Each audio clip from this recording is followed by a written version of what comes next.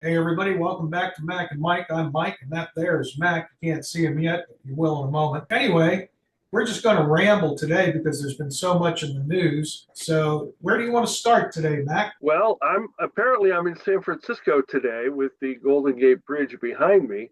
But listen, I think that we ought to talk about the resurgence of America in so many different ways. Donald Trump has had a very good week and on so many different fronts. You can't pick up the news from any source, including the traditional liberal left news, and not find a story about Donald Trump, whether it's positive or negative. Everyone is talking about Donald Trump, President Trump, and what's going on in the world.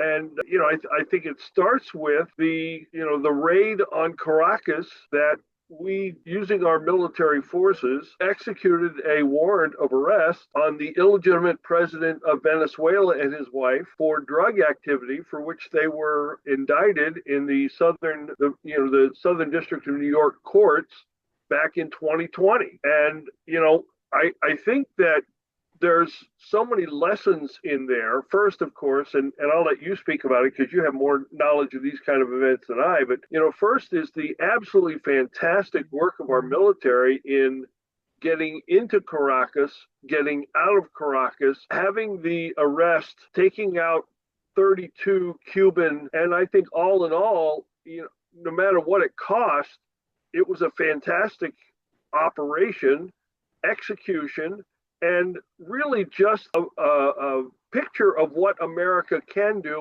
when America is committed to doing so. By the way, before anybody gets all upset, and this has been reported as well, Maduro was given several opportunities to leave the country voluntarily, including taking a significant amount of wealth, which would have saved America money, which would have saved his circumstances with being arrested and being brought to trial. Do you have thoughts on the whole Venezuelan enterprise retrieving Maduro for his warrant for arrest? Okay, so only what's been in the Democrats were for this before they were against it. So that's funny. And of course, I go back to my military history with the 193rd Special Operations Wing and our extraction of Noriega from Panama. So, I mean, the parallels are right there. So, anyone who says this is an illegal or illegitimate operation, I mean, there's precedent. So, if it was ever taken up to the Supreme Court, you've got precedent. Nothing ever happened, to that. And the only thing that I'd say is I have a never Trump friend, and he's a cynic. He was involved in the 183rd. He was a pilot. He's afraid I'm going to out him. I'm not going to say his name. I guess he doesn't want the general public knowing that he holds these various positions, but he's a never Trumper. And he's starting to get down the conspiratorial line where he says, oh, yeah, they're going to work a deal with Maduro where he's going to say the Venezuelans were involved in the 2020 election where the machines were supposedly tampered with. Do you remember that whole thing? Yes, To do with yes. Venezuela, Those and then we'll have to. were absolutely developed in Venezuela. Yeah, and then he goes into this whole spiel about how they'll have to, cover this all up. TDS is truly, they've been saying it's just a disparaging term. It is not. It is. I don't know if it falls it's not a chemical mental disorder, but it is definitely an emotional mental disorder. I mean, you can criticize Trump all day long, but when it starts to bleed over into conspiratorial thinking, there's a lot of nutbags out there. And I don't know what to say. I just, you can't reason with people like that. You're trying to explain the truth, but they don't want to hear it. And two things can be true at the same time. In other words, Trump can be all the things that they say he is, like he talks too much, he's arrogant, go down the list. But, that has nothing to do with the authority to go and do what he did.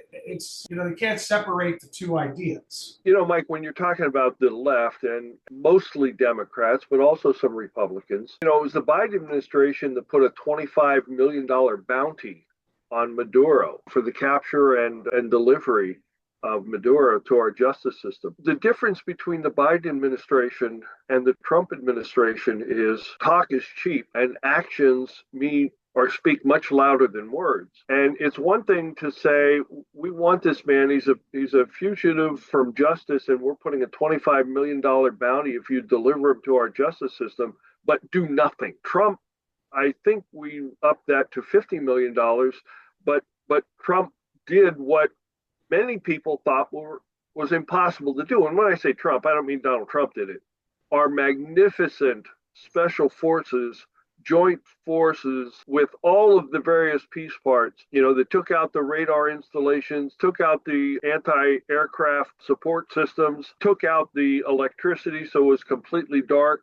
That mansion was in a military installation. So we had to imagine if somebody dropped into Fort Hood or any one of our forts and just kidnapped, a high-ranking individual and left without the military being able to react. That was stunning. But the fact that there were 32 Cuban guards that were killed, to me, is the most interesting fact of this whole exercise. Why is it that there were Cuban guards?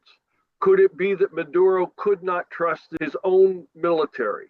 And I think that's what you have to derive from that fact. I mean, the Cubans admitting it was 32 Cubans. I don't know how many people were in our strike force that actually were on the ground, but 32 Cubans, 0 Americans, that speaks highly to the training and capability of our military. But there's other interesting facets of this whole enterprise. And what I mean by that is, why 32 Cuban guards? Well, you find out that 40% of Cuba's energy comes from Venezuela, almost as a gift. The day of the event, earlier in that day, there was a Chinese delegation in Venezuela cutting a deal for more, theoretically, supposedly, for more oil reserves. And this is not just capturing Maduro, it's also enforcing remember we put the embargo on the oil leaving Venezuela, going to our enemies, predominantly China. And the United States military forces have already boarded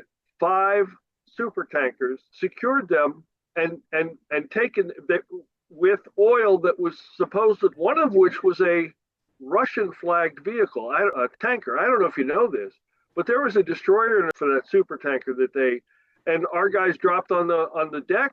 They commandeered the ship. They redirected it to the port of our choosing, and the destroyer and the submarine abandoned the super tanker with the oil. What does that tell you about where Putin and the Russians stand? As far as the Russians said, don't touch that tanker. President Trump ordered through his chain of command that tanker be taken. It was taken, and the Russians did nothing, even though they had a destroyer and a submarine in the waters near that. I mean, to me, that's another fantastical part of this whole story. When I think it was best said by Marco Rubio during the press conference after the event, he said, difference with Donald Trump is when he says something, he means it. And if you don't believe it was Hegseth that said, F around and find out. And when this first happened, Mike, I remember you and I talking, and I wasn't real sure that I was completely okay with this. But I did do my research and I did my investigation. As you said, the Noriega circumstance. But it's more than that. People fail to remember Barack Obama, during his administration, he killed like 500 people, at least one of which was an American citizen, by use of drone attacks. Not a single peep was heard about this violates international law, this does that, this whatever. An American citizen has constitutional rights. You cannot kill you just simply cannot kill an American citizen without giving them, the benefit of the first 10 amendments to the Constitution that guarantee us all these rights. And Obama did it. Nobody said anything. So I don't want to hear about these Democrats complaining now. There are so many similar circumstances. And by the retrieval of Noriega, weren't there like 50,000 troops on the ground there in Panama? Oh, yeah, it was a bloodbath. Yeah. How many troops were on the ground in Venezuela? None. I mean, ours not many. Theirs, who knows? None that we've admitted to. Now, you and I both know that there were special forces people on the ground, making certain where Maduro was, making certain that the pathway was clear, making certain that certain conditions were met, and those people were extracted by way of nearby boats to Navy ships off the coast. But we didn't have a single death, Mike. Right. Well, those guys, we used to call them the boys with the light bulbs in their pockets. Because they would target with laser targeting. Yep. That's the old days. They probably have better things today. Yep. Hey, yeah, my one never Trump friend brought up about the ships that were seized, and he said, "Well, why in hell are we grabbing an empty, tanker? because the one that you're talking about that was shadowed by the Russian fleet was an empty tank. And I simply explained to him it's part of what they call the shadow fleet. It doesn't matter if it's empty or full, it's being used. These things have been legally targeted and pointed out to be part of the shadow fleet. So we're going to go get him. He said, well, basically, so now that it's all cleared up in Venezuela, why are we still doing this? He says, it's not over. It's part of illegal operations that have been happening. And at one time he'll say, well, it's not that I'm against this, it's that Trump promised not to do this kind of stuff. And I said, I don't think he said. Wait a minute. Trump promised to do what? I know. Well, that's why I challenged him, because see, people get it in their heads when somebody says something. They have their method of interpretation. The military and communications, we used to call it message, symbol, sender, receiver. So, the way he envisions what Trump said in his mind is not necessarily what he actually said or intended. And so each person's going to have their own thing. Like he said, well, he was not going to get us involved in forever wars.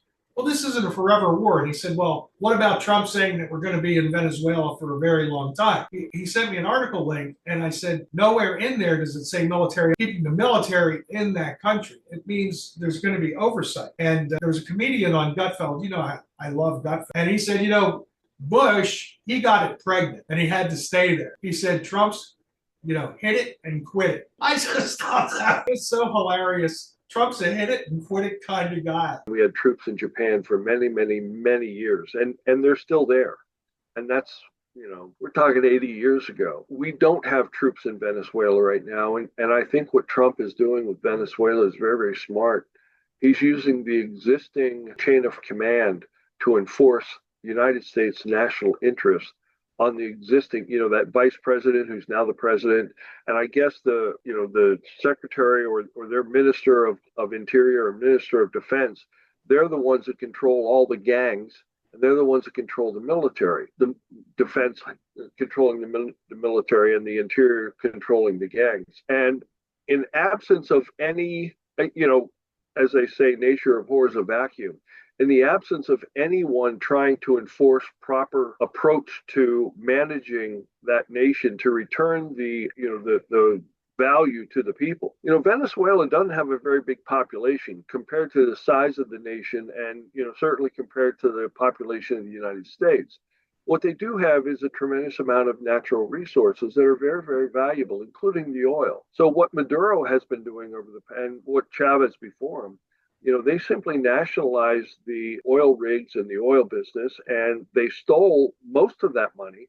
30 years ago, Venezuela was one of the most prosperous nations in South America. And nothing was ever said or done about that.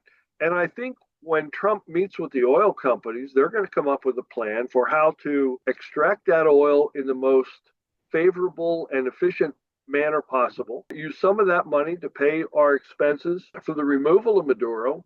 Use some of that money to repay our corporations that had that money stolen from them, 50 years ago. Return the riches to the Venezuelan people. Once, we did the same thing in Japan. Japan's national identity, their way of doing business, their government is completely different than what it was before World War II. It's much more comparable to the system of government and the capitalist society and economy that America has. And I think we can put Venezuela on the same track. And I think that's a good thing. After Chavez and Maduro, they were no longer one of the richest nations, if not the richest nation in South America. In fact, people were famously eating zoo animals and eating out of garbage pits, trash cans. And, the American dollar was king down in Venezuela. Nobody wanted to take the currency of Venezuela. It was basically worthless. So someone has to be in charge, and hopefully that will be Americans, maybe giving direction, and Venezuelans actually doing the work, which is good for everybody concerned. But the other thing, Mike, is, and this isn't talked about a lot, but China has designs on Taiwan, right?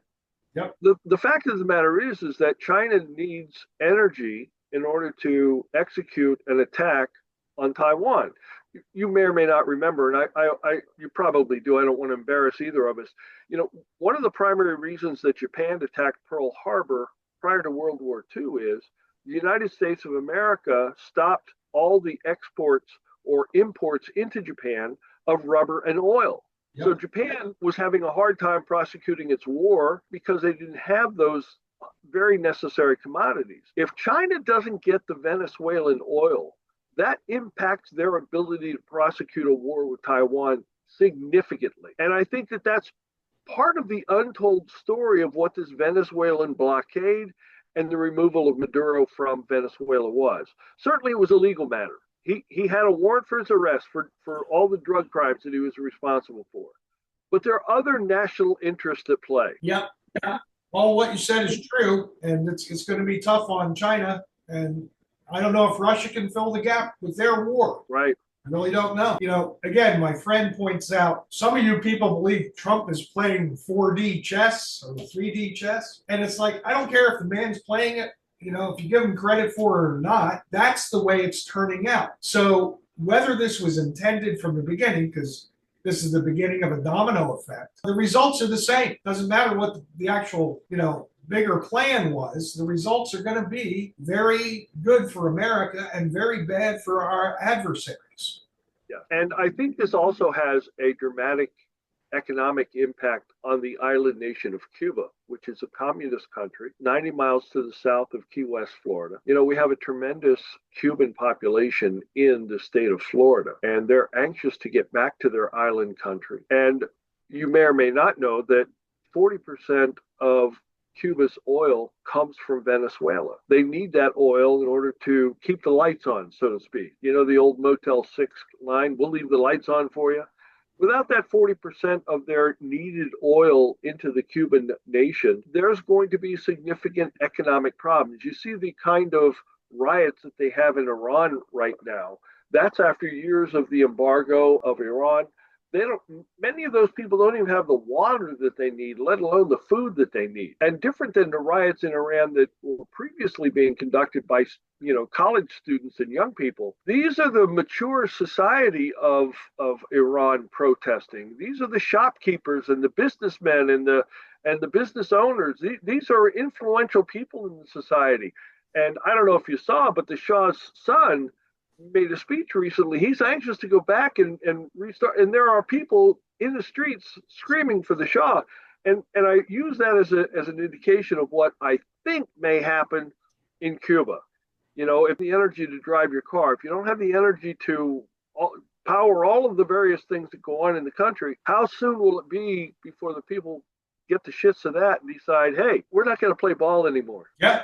I mean, that's what I'm talking about, this domino effect. I mean, it's going to be Cuba is definitely going to be the next one to fall. I mean, they just can't sustain without the energy. Right. And of course, they have cultural differences, are not necessarily conducive to making America great or keeping America great. Because even though they want a free life, their version of a free life doesn't match up with ours. Exactly. And I guess that kind of brings us to the immigration issue that happened in Minneapolis and out there in Oregon. You want to talk about that for a minute? Well, before you get on the immigration, let me just close up Cuba real quick, because I believe that with the pressure being brought to bear on the economy of Cuba, my prediction is that there are going to have to be some new treaties signed with Cuba. And part of that, I believe, will be the United States of America demanding free and fair elections in order to eliminate the embargo and to lessen the restrictions we have on that nation. I think once that happens, you're going to see a lot of very, very wealthy Cubans move back to the island.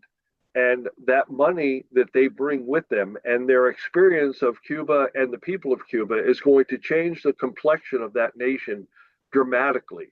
As these people who have been living in Florida and making a lot of money, these of Cuban descent and Cuban heritage, move back to the island nation, they're going to bring with them the ideas of freedom and liberty and the capitalist economy that's going to dramatically change the island nation of Cuba in the next 20 years. Mark my words, watch it happen. So let's talk about the immigration thing. Well, okay, so I mean, there's been so many things back and forth about the woman getting shot. Your son-in-law is Russ Diamond, right? I'm sorry?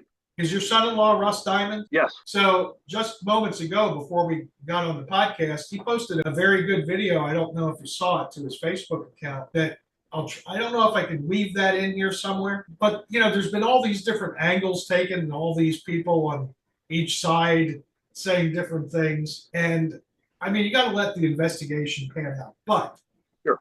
there are a few key things. Number one, does everybody know that that particular ICE officer in June of 2025 was dragged by another vehicle and received like 36 stitches or something and had to be taken to the hospital? Yeah. And I brought this up to my Never Trump friend, and he looked into it and he said, well, what was the guy chasing a sex offender for? Now, I'm bringing this up just to go through the mentality of people like this. So I replied to him, and he's sending this by personal message instead of direct on Facebook where others can comment. And I said, so you mean an illegal immigrant can't also be a sex offender? Have you been drinking today? I mean, the guy's usually pretty sharp. But see, that's the kind of clouded thing that happens to people that just hate something so much that they can't see the two things could be true. An illegal immigrant can be a sex offender. So then he comes back with, well, maybe the guy should have been taken off duty, maybe he has a little PTSD. Well, June is, let's see, 6, 7, 8 months ago, 7 months. What are you going to do? Once a guy's dragged, are you going to say he can no longer be an ICE officer? I don't know. But here's another thing I said. Beth and I used to teach our children a simple term. She came up with it, but I agreed wholeheartedly. We need to teach our children to ask themselves one question. Should I be here? That's it. You can say this about the January 6th folks, which is a one-time incident, but there are hundreds of these protesters. And by the way, these protesters, people should be thankful I am not in charge, Mac, because if I was, I would be building these dreaded camps that everybody's talking about.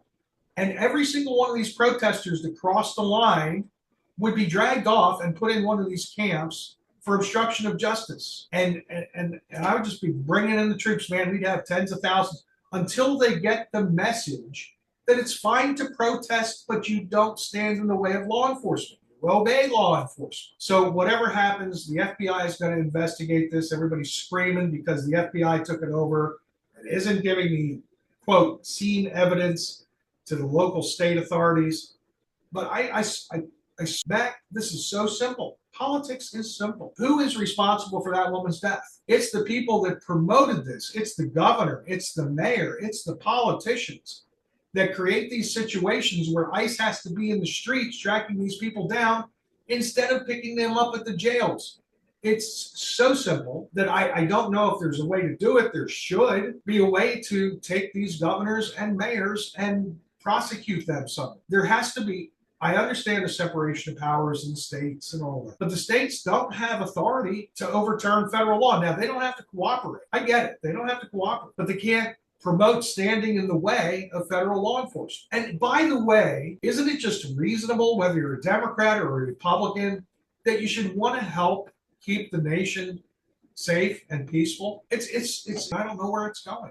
Mike, the people at that event and this woman's significant other admitted that the woman who had been shot had been trained by people who are interested in impeding these officers from doing their job, that they trained her in methods and ways of interference with law enforcement officers. And I guess what I'm saying, Mike, is that if you have already determined that you're going to be part of the trained, organized opposition to police officers doing their job, to me, that speaks to predisposition of this woman's perspective. And when she tries to run down the ICE officer, in my mind, it's because that's what she was trained to. And you said it was the mayor and the governor, and all that's true.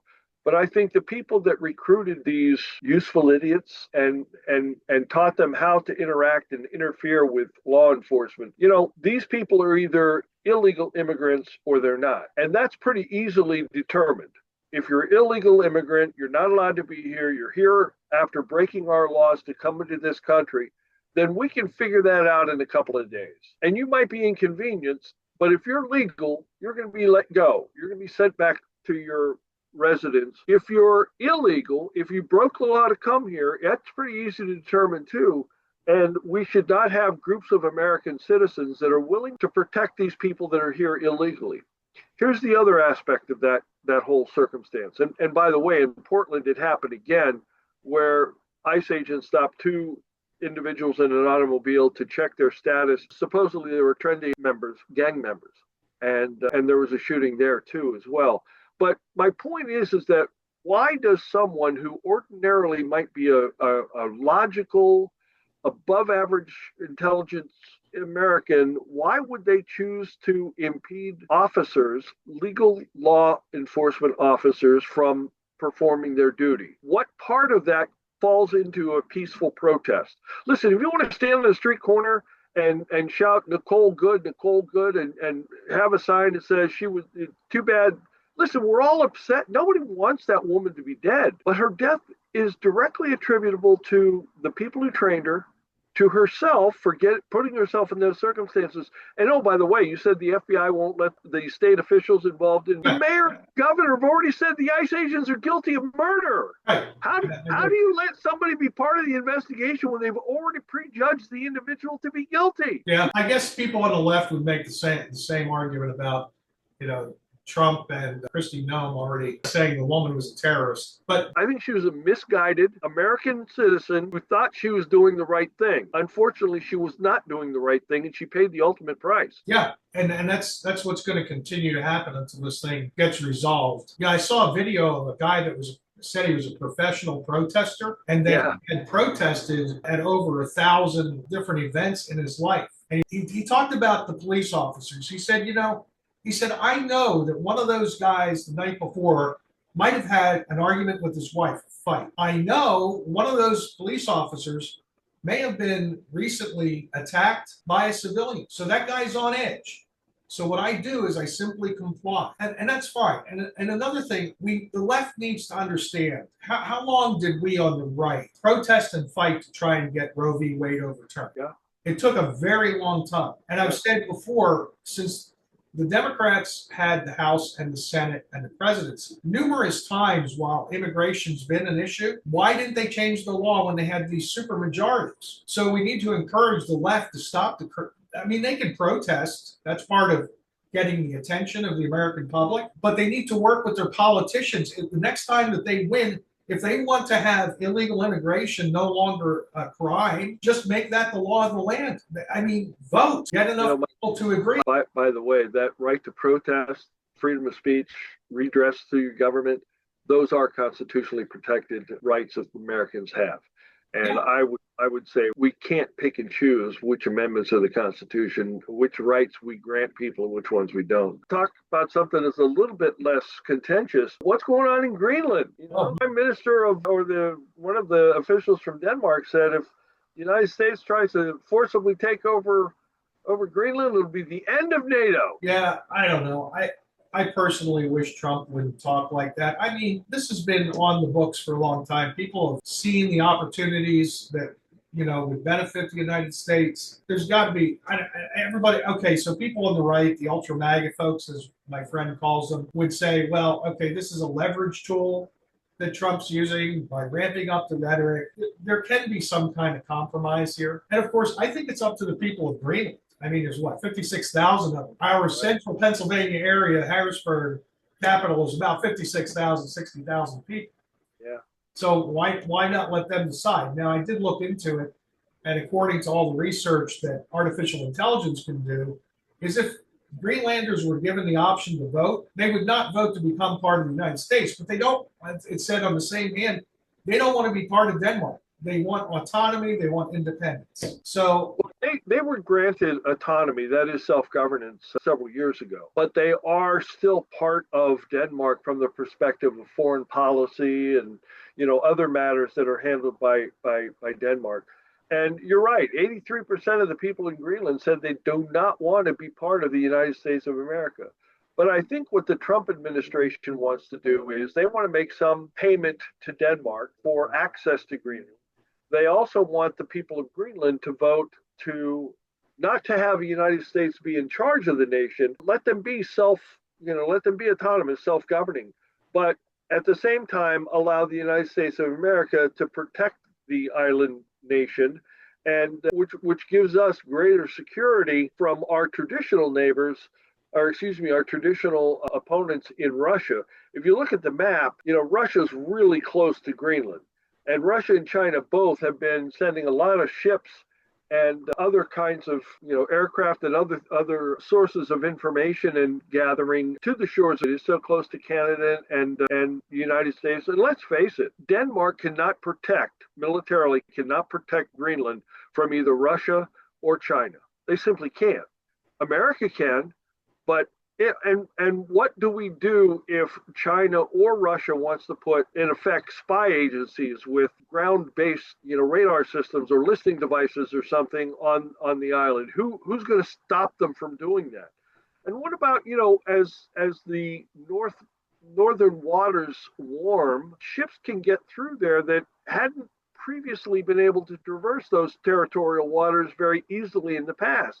So that makes it a whole lot closer from Russia to the United States for traditional naval vessels, for example. There's a whole lot of issues at play.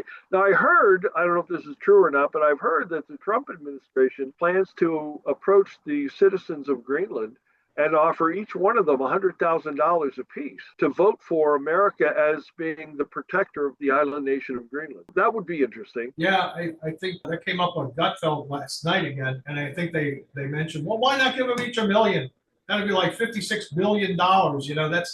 That's nothing because the natural resources and rare minerals they have. We'd be able to extract that in the first couple of years. So yeah, I mean, again, it's a negotiation. I have to agree with people that say I kind of don't like the way Trump's saying it. I don't know, but two things can be true. I can agree with the policy or the idea of getting Greenland, but not the way it's being talked about. But maybe that's what it takes. I keep thinking in my mind, maybe that's what it takes to get it to happen because Mike, people have been discussing it for decades. Well, Truman tried to buy Greenland, and in the 1800s there was an attempt to buy Greenland.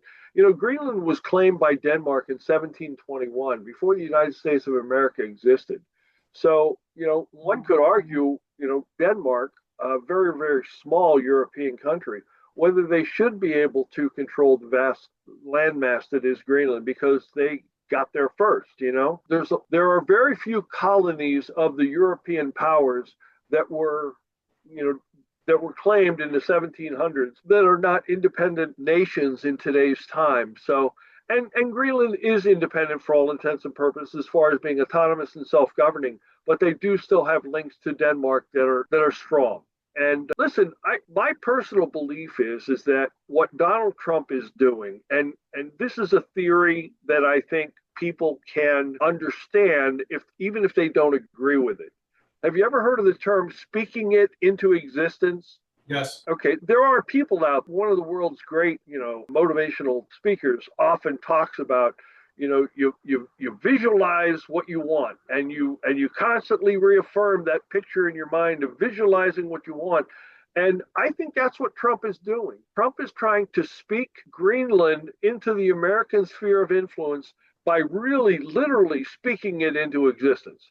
We won't send military. You don't hear him say anything negative. What he continually says is America needs Greenland. We need it for all these other reasons. And, if he keeps saying it often enough and loud enough, what's that saying about the big lie?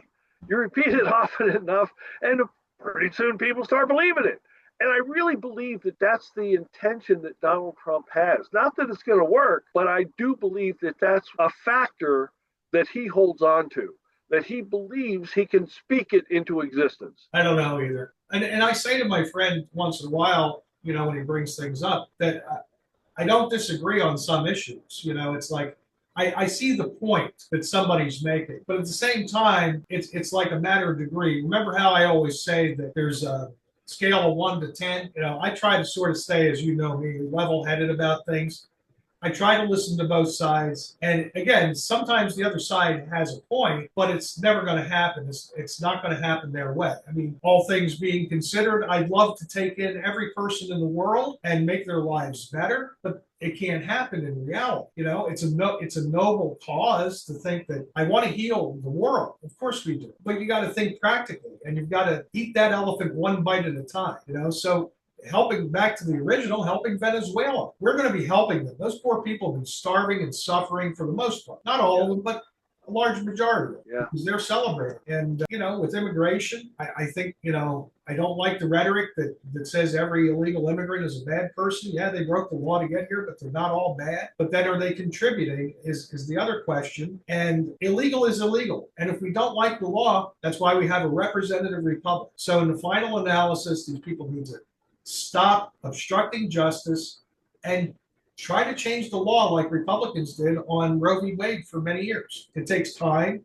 patience, and effort, but we proved it can be done. So if this is their goal, they need to just take, a different look at how they're trying to achieve that goal. I've been seeing a lot of advertisements lately on the internet where it shows a family of, husband and wife and a couple of kids and a pet, and it says, "We're undocumented.